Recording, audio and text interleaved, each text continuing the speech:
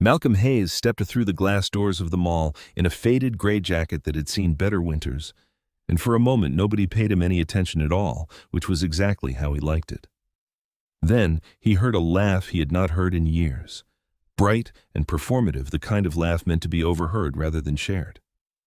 His former wife was standing near the fountain in the center of the atrium, one hand resting on the arm of a broad-shouldered man in a charcoal suit, telling a small circle of friends how lucky she felt these days. She turned, caught sight of Malcolm, and her smile sharpened into something colder. She looked him up and down, taking in the worn jacket and the scuffed boots, and offered him a smile that was less warmth than pity. The man beside her, sensing a chance to perform generosity, reached into his wallet, pulled out a few folded bills, and pressed them toward Malcolm, the way you'd toss a coin to a stranger on the street. Neither of them knew that within minutes, the mall's entire security team, its operations director and its chief executive, would come rushing across that same marble floor to address this quiet man by two words: sir and owner. If you like stories where the loudest person in the room learns exactly who they were talking down to, stay with me and hit subscribe, because this one is worth the walk. The fountain threw soft ripples of light against the marble columns, and shoppers drifted past with bags swinging from their wrists, none of them aware they were standing at the edge of a moment about to turn everything upside down. Malcolm did not reach for the money. He looked at the folded bills hovering between them, then back up at the man holding them out like a small trophy. And something in his stillness made a few nearby onlookers slow their steps, sensing that this quiet exchange carried more weight than it appeared to. For nearly 3 years, Malcolm Hayes had lived a life so quiet that most people who once knew him assumed he had simply disappeared into failure. After the divorce, he sold the house in the suburbs, moved into a modest apartment closer to downtown, and stopped attending the dinners and galas where he used to be seen on his ex-wife's arm. He drove an old pickup with a dent in the rear bumper he never bothered to fix, and he wore the same rotation of plain shirts and jackets that had nothing to prove to anyone. His old friends whispered that the divorce had broken him financially, that he had lost everything in the settlement and never recovered. Vanessa Brooks did nothing to correct that impression. She encouraged it, telling anyone who would listen that walking away from Malcolm had been the smartest decision of her life, that he had never had real ambition, that he had let opportunity after opportunity slip through his fingers while she watched other women's husbands climb higher every year. What none of them understood, what none of them had ever cared enough to ask, was that Malcolm's quiet life was not the result of loss. It was the result of choice. Years earlier, alongside his father, he had built a portfolio of commercial real estate through a private trust structured specifically to keep his name off headlines and his face off business magazine covers. He preferred contracts to cameras. He preferred silence to spotlight. And that particular autumn afternoon, he had come to the mall, not to shop and not to be seen, but to walk the corridors himself and inspect the early stages of a major renovation, the way he always did, without warning anyone he was coming. He wore what he always wore. He drove what he always drove. The young security guard near the entrance barely glanced at him, assuming he was another visitor killing an afternoon among the storefronts. There was a particular freedom in being underestimated, and Malcolm had come to appreciate it more with each passing year. When people assumed he had nothing, they spoke to him plainly without performance, without the careful posturing that so often surrounded men of visible wealth. He had learned more about the true character of contractors, tenants, and employees by walking his own properties unannounced than he ever could have learned behind a desk reading polished reports. A maintenance worker had once complained to him at length about a broken freight elevator, never suspecting the man listening so patiently was the one who could approve the repair with a phone call. A young shop owner had once thanked him, a total stranger as far as she knew, for being kind enough to listen when her lease renewal fell through, not realizing her lease had already been quietly extended on his instruction days earlier. These small, invisible acts of decency mattered more to Malcolm than any headline, and they were the real reason he preferred the faded jacket and the old truck to anything flashier. He walked past the directory board, made a mental note about the flooring near the east wing, and turned the corner toward the fountain, just as a familiar voice reached his ears. And there she was, exactly as he remembered her, holding the arm of a man he had never met. For a brief moment, he considered simply turning around and continuing his walk in the other direction. He had no interest in reopening old wounds, no desire to relive whatever performance Vanessa intended to put on for her new audience. But he decided he would not let her presence decide where he could and could not walk inside a building he himself had quietly helped finance. He kept moving steady and unhurried. Vanessa's surprise was immediate and involuntary, a flicker of shock crossing her face before she smoothed it back into composure. She had not expected to see Malcolm here of all places on a day meant to showcase everything she had gained since leaving him. She had been walking Richard Coleman through the upper level, narrating the recent contract his construction company had just signed with a major developer, gesturing at storefronts as though she personally owned each one. When she spotted Malcolm near the railing, something sharp and satisfied moved through her, and instead of walking past, she waved him over with a theatrical little flick of her wrist. She wanted him to see the ring on her finger, a stone large enough to catch every overhead light. She wanted him to see the car keys dangling from Richard's hand embossed with a luxury emblem. She wanted him to understand in the span of 30 seconds everything he had supposedly failed to give her. Richard, sensing the moment, extended a hand with the easy confidence of a man used to being admired and asked Malcolm what he was doing with himself these days. Malcolm shook the hand and said simply that he did a little investing here and there. Richard laughed loud enough for the small crowd to hear and asked whether that meant buying a few shares with whatever savings he had left. The group around them laughed along, and Vanessa did not correct any of it. Malcolm did not flinch. He had long ago stopped needing anyone's validation, and the laughter rolled off him the way rain rolls off a coat that has been through worse storms than this. Vanessa pressed further, unable to resist the pull of the moment. She reminded the small crowd, half joking and half boasting, that she used to worry constantly about money during her years with Malcolm, that she used to lie awake wondering how they would manage another year of modest living, while her friends moved into bigger houses and drove newer cars. She said it lightly, as though sharing an amusing anecdote, but there was an edge beneath the words, a need to make certain everyone understood how far she had climbed since leaving him behind. Richard nodded along, clearly enjoying being cast as the solution to a problem he had never actually witnessed, and slipped an arm around Vanessa's shoulders. He glanced at the truck keys resting visibly in Malcolm's jacket pocket and let out another short laugh, asking whether that old pickup outside still ran, or whether it had finally given up the ghost. A few of Vanessa's friends chuckled politely, more out of social obligation than amusement, sensing something uncomfortable in how far Richard was pushing the joke. Richard Coleman had built his entire identity around visible success. He ran a mid-sized construction company he had inherited from his own father. And unlike Malcolm, he had spent years making certain everyone understood exactly how well he was doing. From the watch on his wrist to the way he name-dropped clients during casual dinner conversation. He measured other men quickly and confidently, usually within the first few seconds of meeting them, sorting them into useful or irrelevant based on little more than their clothing, their car, and the ease with which they spoke about money. Malcolm, standing there in his faded jacket with nothing to prove and nothing to defend, registered immediately in Richard's mind as irrelevant, a category he felt free to mock without hesitation because he assumed there would be no consequence. It was a habit that had served him reasonably well throughout his career, flattering the powerful and dismissing the ordinary. And it had never once occurred to him that the habit itself might eventually be the thing that humbled him. Malcolm adjusted the strap of the small folder under his arm, the folder holding the renovation notes he had planned to review that afternoon, and said mildly that a man could learn a lot about a building by walking it in ordinary shoes. Richard laughed at that too, missing it entirely. Malcolm led him. His silence was not weakness. It was the composure of a man who had spent years learning that the loudest voice in a room rarely belongs to the person actually holding the power. Emboldened by the laughter, Richard decided to make more of a show. He waved down a passing server from the cafe near the fountain and announced loudly enough for onlookers to hear that he would be treating everyone to dinner at the finest restaurant on the upper level.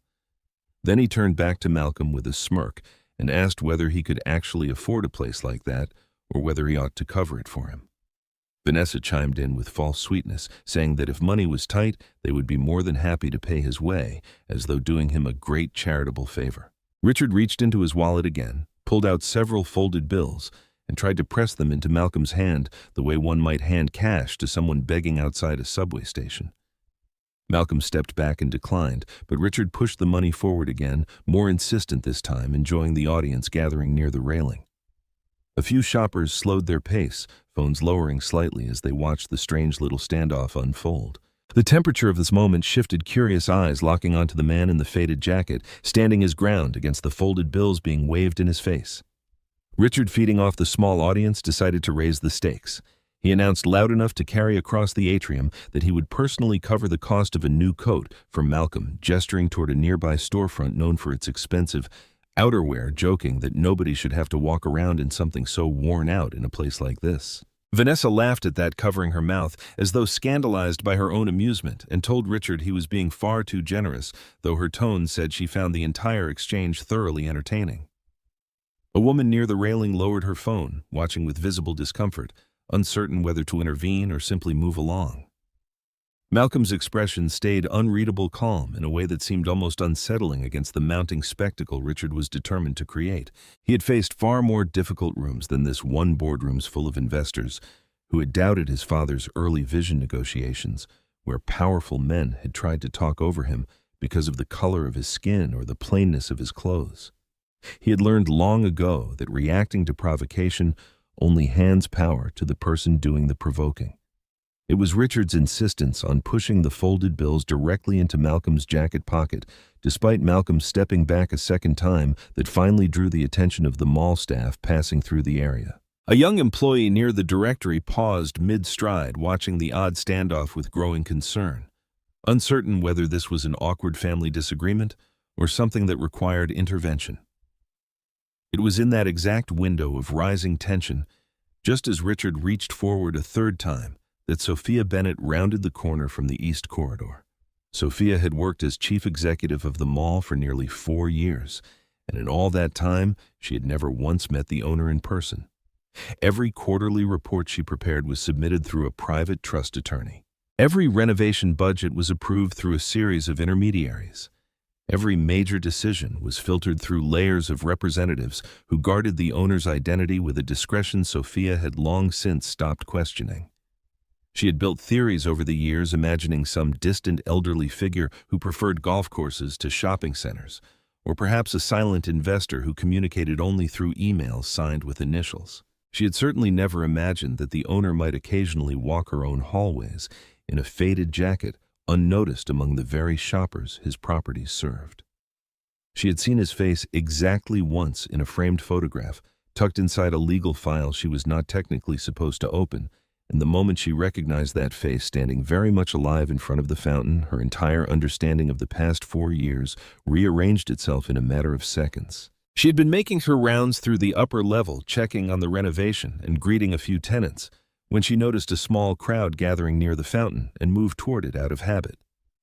As she got closer, her eyes landed on the man in the gray jacket, and she stopped walking entirely, her expression shifting from professional curiosity to something closer to disbelief. She straightened her blazer and quickened her pace, moving directly toward the center of the crowd. Richard, catching sight of a well-dressed executive approaching with such purpose, assumed she was coming to greet him, likely recognizing his recent contract with the developer.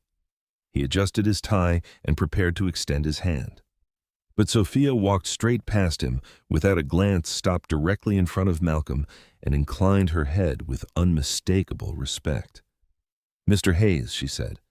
Every staff member within earshot straightened immediately. Employees who had been quietly working nearby suddenly stood at attention, and the noise of the atrium seemed to fall away into a strange, heavy silence. Sophia turned to the small crowd and explained in a clear and steady voice that the man they had been laughing at moments earlier was in fact the owner of the entire mall. Vanessa let out a short laugh, certain this had to be some kind of joke or mistaken identity, and Richard joined her, though his laughter was noticeably thinner now. Their amusement lasted only until the head of security arrived, followed closely by the operations director, and then by a member of the corporate legal team, each of them approaching with visible urgency and addressing Malcolm the same way Sophia had, with quiet practiced deference, calling him sir without hesitation. Richard's confident posture began to falter. The color drained from his face as he watched 3 separate senior staff members treat this man he had just tried to hand pocket money to as though he held authority over every square foot of the building. The head of security, a broad-shouldered man named Douglas Price, asked quietly whether everything was in order, his eyes flicking briefly toward Richard with professional suspicion, as though ready to step in on Malcolm's behalf at the slightest signal. The operations director, A woman named Claire Whitfield apologized for not being informed of his visit in advance, explaining she would have prepared the quarterly figures had she known he intended to walk the property today. The attorney, a younger man carrying a leather folder, simply nodded once and stepped back, waiting to be needed rather than inserting himself into a moment that clearly belonged to Sophia. Malcolm raised a calm hand and thanked each of them, assuring the group there was no cause for alarm, that he had only come to walk the corridors as he often did, with no intention of causing a scene. Vanessa's friends, who moments earlier had been laughing along with Richard, now stood in stunned silence, glancing at one another as though trying to determine whether they had somehow missed an obvious detail hiding in plain sight the entire time. One woman leaned toward another and whispered that she had always thought there was something different about the way Malcolm carried himself, something quietly composed that never quite matched Vanessa's descriptions of a man who had supposedly lost everything. Nobody dared say it out loud, but the shift in the room was unmistakable.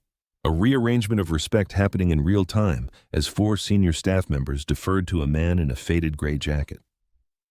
Word of the moment spread quickly among the staff, even though nobody had captured it on camera or shared it beyond the small crowd that witnessed it. Employees passing through over the following hour heard whispered versions from co-workers, each retelling slightly different from the last, though the core detail stayed the same: that the man everyone assumed was struggling financially turned out to be the very person who signed off on their paychecks indirectly through the mall's ownership structure. A young cashier at the department store near the escalators later told her manager she had once given Malcolm a small discount out of simple kindness, believing him a customer, stretching a tight budget, and she spent the rest of her shift wondering with a mixture of amusement and disbelief whether he had even needed it. Malcolm, for his part, remained entirely unbothered by the growing murmur of attention. He had weathered far more scrutiny in boardrooms over the years, and a ripple of gossip through a shopping mall corridor barely registered. The truth had been sitting quietly beneath the surface for years, waiting for a moment like this one to rise. Long before he ever met Vanessa, Malcolm had spent his early adulthood working alongside his father, learning the unglamorous mechanics of commercial property, negotiating leases, studying zoning laws, walking construction sites in work boots long before he ever wore a suit. Together, they built a portfolio that eventually included several shopping centers across the region, structured carefully through a private trust that kept ownership out of public record and out of casual conversation. Malcolm never enjoyed the attention that came with wealth. He avoided interviews, declined invitations to business panels, and preferred to let his properties speak through their performance rather than his name through headlines. When he met Vanessa, he never once mentioned the scale of what he owned, not out of deception, but because it had simply never mattered to him as a way of proving his worth. He lived modestly by habit, not by necessity. And Vanessa, never seeing the full picture, grew increasingly convinced that he lacked ambition, that he was content to drift through life without any real drive to climb higher. When the marriage ended, Malcolm did not argue his case or defend his choices. He signed what needed to be signed, said little, and let people believe whatever story felt easiest for them to tell. He had never needed anyone to understand him. He only needed to understand himself. His father, a quiet man named Walter Hayes, had taught him early that real wealth rarely announces itself. Walter had grown up with very little work in construction through his 20s, before slowly, patiently buying his first small commercial lot with savings scraped together over a decade of discipline. He used to tell Malcolm, while they walked half-finished construction sites together on weekends, that a man who needed everyone to know what he owned usually owned less security than he pretended to. Walter believed true confidence lived in silence, in the ability to sit in a room full of people who underestimated you and feel nothing but quiet amusement rather than the need to correct them. Malcolm carried that lesson through every year of his adult life, through every acquisition his trust quietly completed, through every negotiation where he let other men posture and boast, while he simply asked the right questions and walked away with the better outcome. When his father passed, Malcolm inherited not just a portfolio, but an entire philosophy about how a person should carry themselves through a world eager to judge a man on sight. During his marriage, Malcolm made a deliberate choice not to lead with any of this. He wanted to be loved for who he was in a room rather than for what sat quietly in his accounts. For years, he told himself this was simply prudent, a reasonable caution any wealthy man might exercise before fully trusting another person with the truth of his life. Looking back, he understood that the caution had also become a kind of test, One Vanessa never realized she was taking and ultimately failed without ever knowing the rules. She fell in love or believed she had with the version of him that owned little and promised even less. And when that version failed to satisfy her, she left without ever asking whether there might be more beneath the surface worth staying for. Malcolm never blamed her entirely. He understood that people can only respond to what is placed in front of them, and he had placed very little in front of her by design. Still, the ending had taught him something valuable about the difference between being loved and being chosen, and he carried that lesson long after the divorce papers were signed. In the years since Malcolm had come to know pieces of his own mall the way few owners ever bothered to. He knew the elderly woman who ran the small tailoring shop near the south entrance struggled every winter with her heating bill, and he had quietly adjusted her lease without ever telling her why. He knew the man who managed the coffee stand near the food court, a man named Curtis, had once worked 3 jobs to put himself through night classes, and he had made sure Curtis's rent stayed fixed for 2 years longer than the market would have demanded. None of these tenants knew his face. None of them connected the plain man who sometimes lingered near their counters, asking simple questions about how business was going with the name printed in fine legal text on their lease agreements. Malcolm preferred it that way. He believed the truest measure of a person's character showed itself not in grand donations announced with fanfare, but in the small, unseen decisions made when no audience was watching and no credit would ever be claimed. Richard, watching the scene unravel in front of him, tried desperately to recover some footing.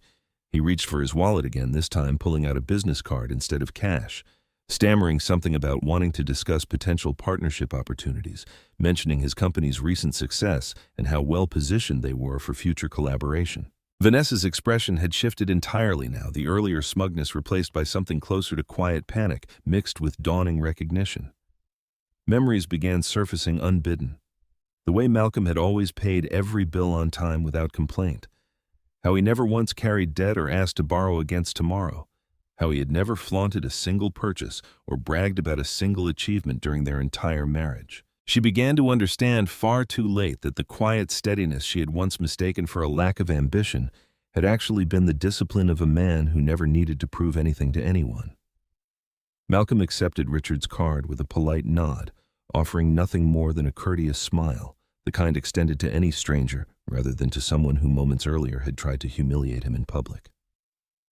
Richard's hands trembled slightly as he spoke, the confident cadence from earlier, now replaced by a nervous rush of words. He mentioned his company's recent expansion into commercial renovation, listing off completed projects as though reciting credentials in a job interview, clearly hoping to establish some foothold before Malcolm could form a final impression.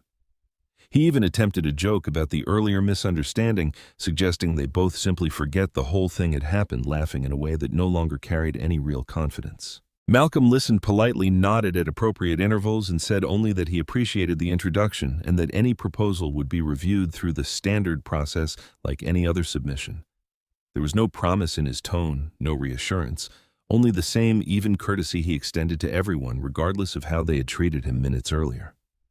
Sophia, standing nearby, watched the exchange with quiet interest, noting how Malcolm neither rewarded nor punished Richard, choosing instead to simply reset the interaction to something entirely neutral. It was, she would later reflect, one of the clearest examples she had ever seen of what made Malcolm different from so many wealthy men she had worked with over the years. He didn't need to humiliate someone who had humiliated him. He simply returned the exchange to fairness and let the weight of the truth do whatever work it needed to do on its own. In the days that followed, during an internal review of the mall's ongoing renovation contracts, Malcolm discovered that Richard's construction company was among the firms currently bidding on the project.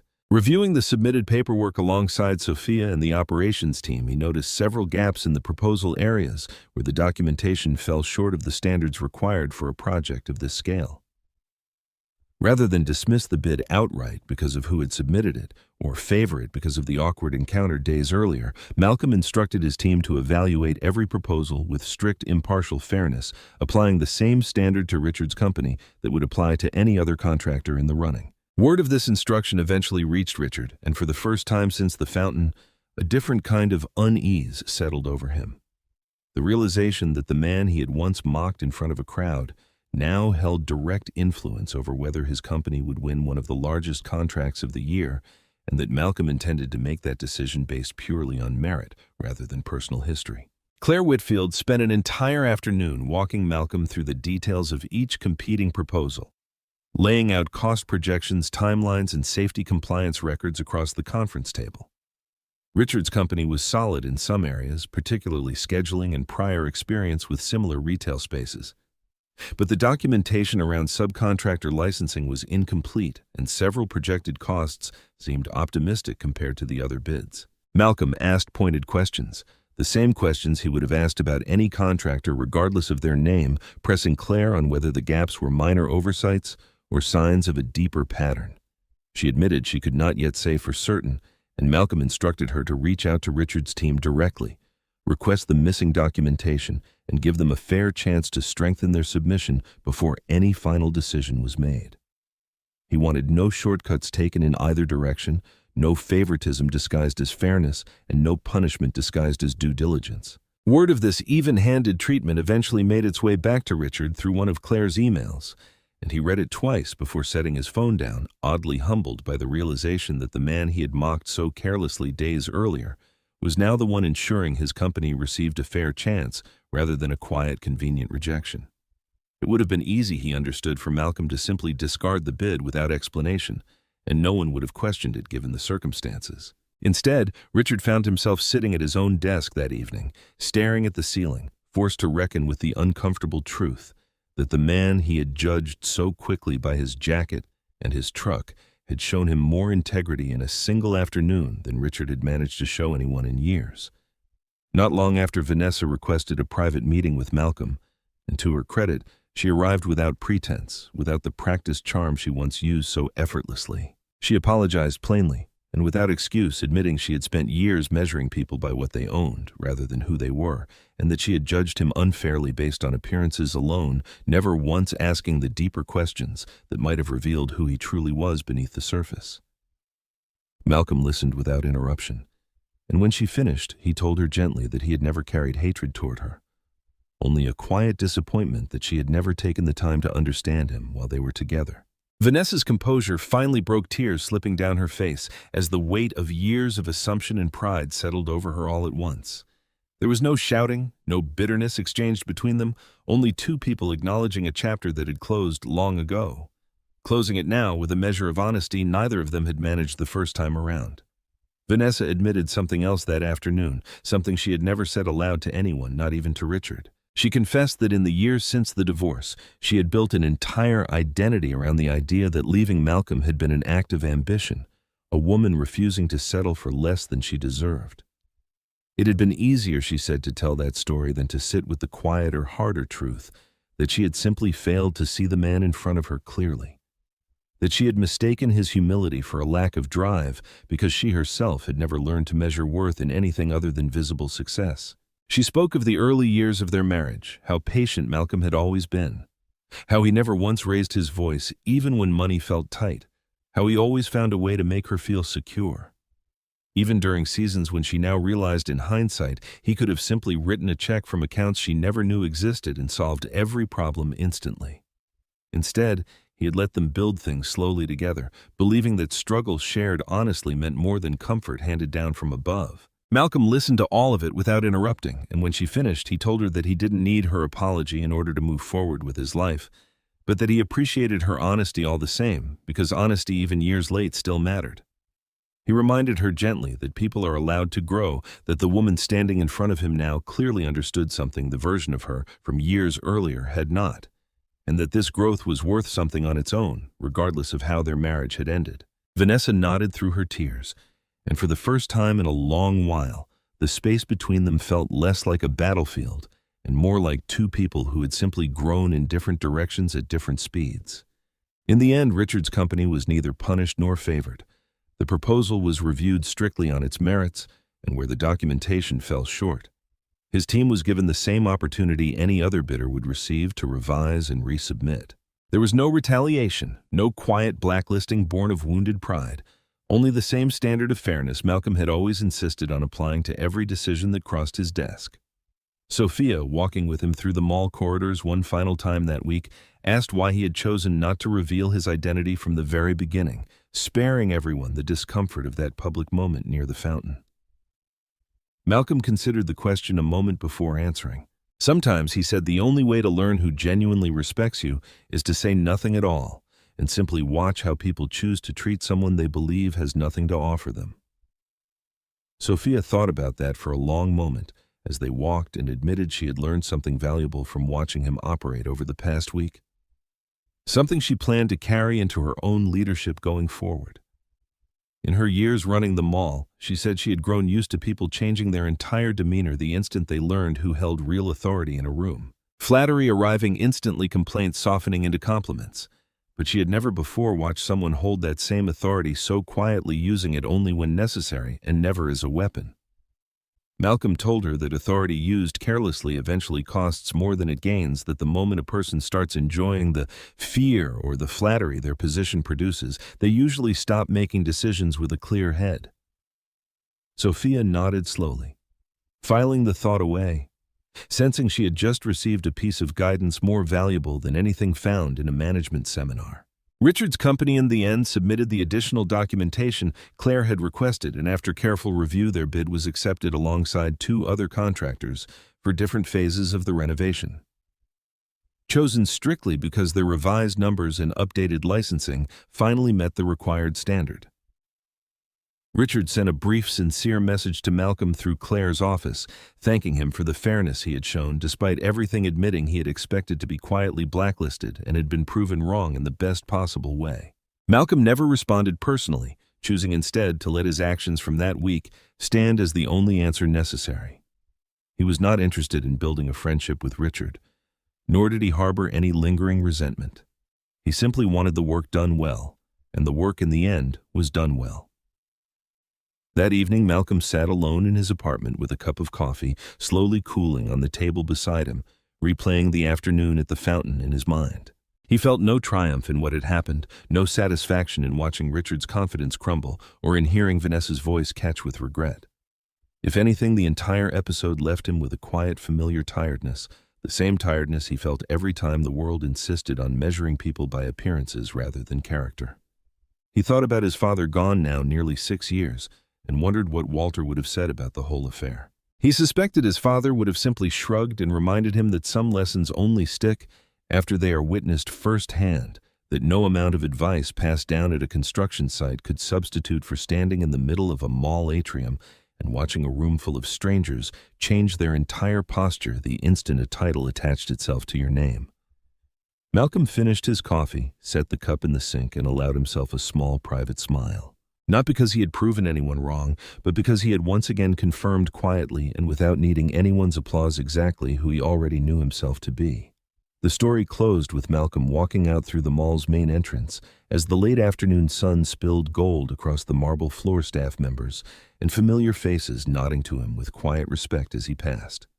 None of it demanded all of it earned through years of steady, unglamorous character rather than performance. Vanessa watched him go from a distance, understanding at last that the most valuable thing she had once possessed and carelessly let go of was never a man with money, but a man with integrity, patience, and the quiet strength to remain exactly who he was, regardless of who was watching.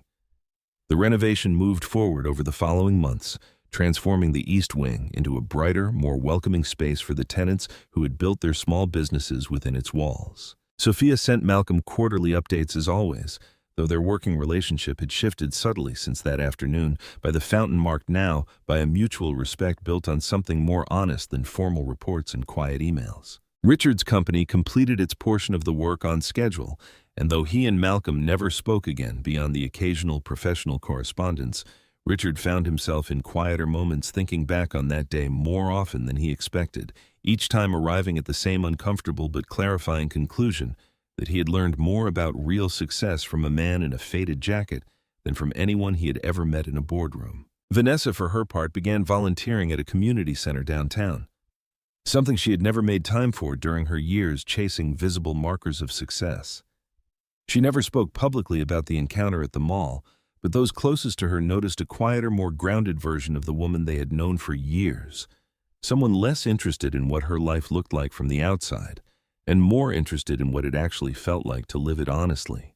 And somewhere beneath the noise of shifting fortunes and public perception, the truth remained simple and unshaken, that a person's worth was never written in the clothes they wore or the wallet they carried, but in the quality of their character and the way they treated others, especially in the moments when they believed no one important was paying attention at all. If this story moved, you do one thing before you scroll on. The next time you meet someone the world has decided to overlook, look a little closer. And if you'd like more stories like this, subscribe and tell us in the comments about a time you watched a room change the second the truth came out. We'll see you in the next one.